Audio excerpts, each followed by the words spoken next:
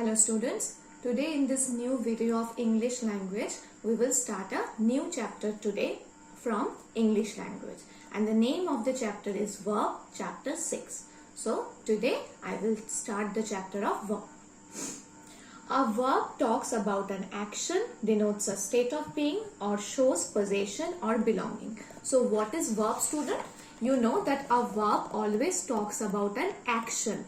All the verbs are, most of the verbs are action words, and verb also along with that denotes a state of being. That means the existence of a person, how the person is, or shows possession or belonging. Verb also shows possession or belonging. If a thing is yours, that means it is your possession. Verb also shows possession or belonging.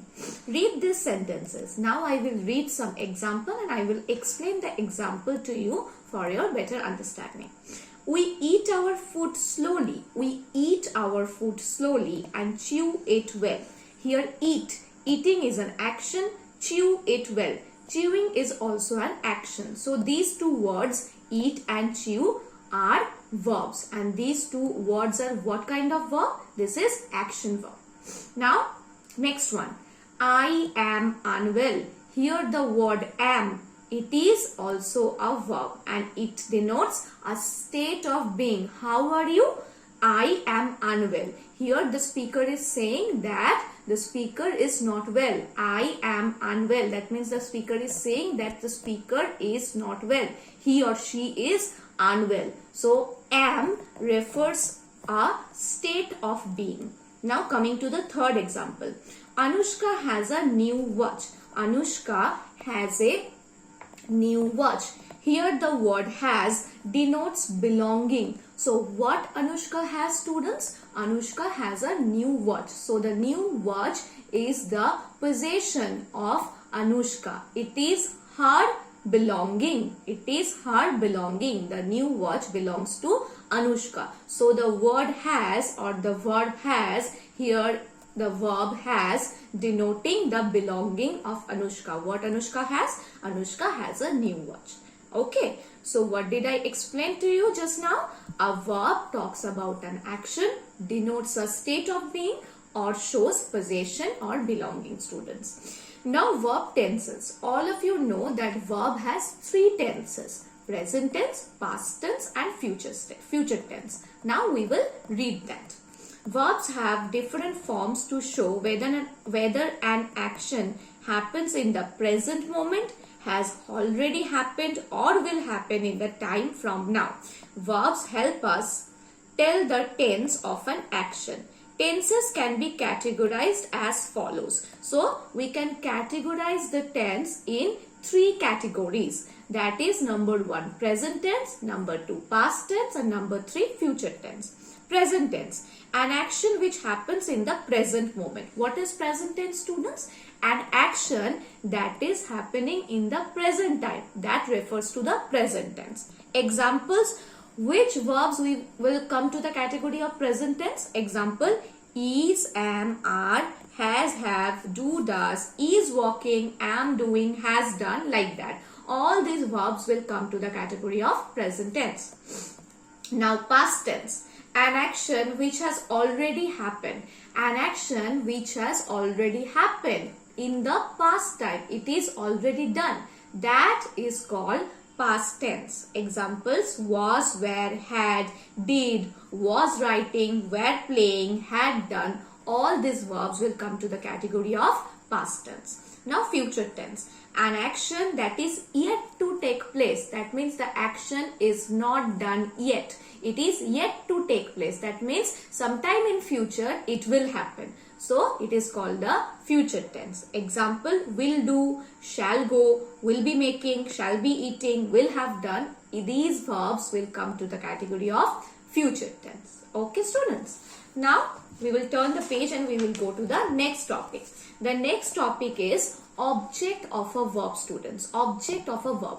What is the object of a verb? Now I will explain that to you.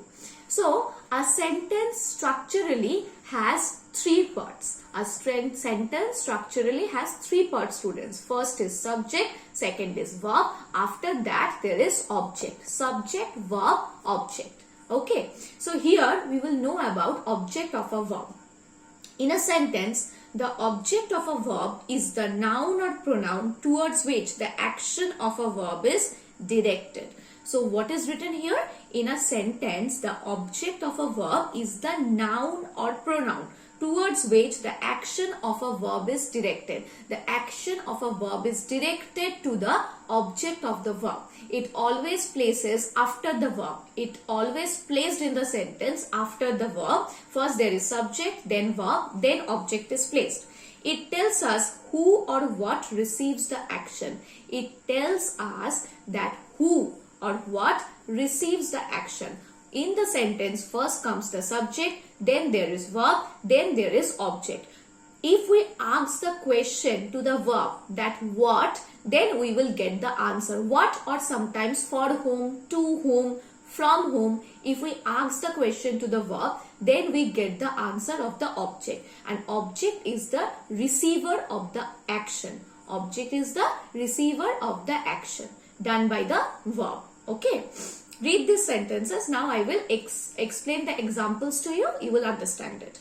I play football. Look at this sentence, students. I play football.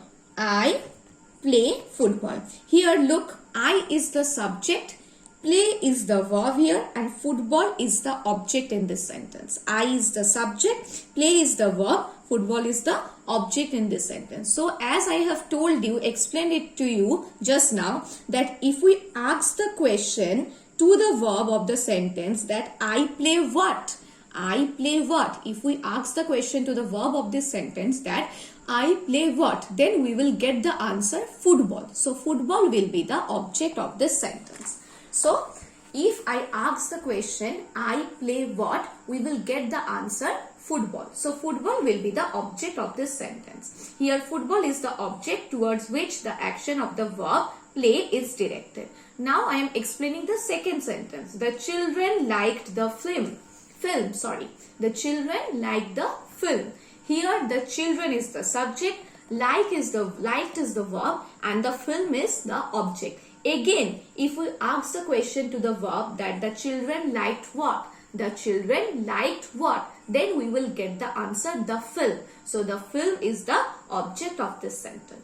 Now third example, the lion chased the deer. The lion chased the deer. Here the lion is the subject, students, chased is the verb, and the deer is the object. So in this case also, if we ask the question to the verb, the lion chased whom?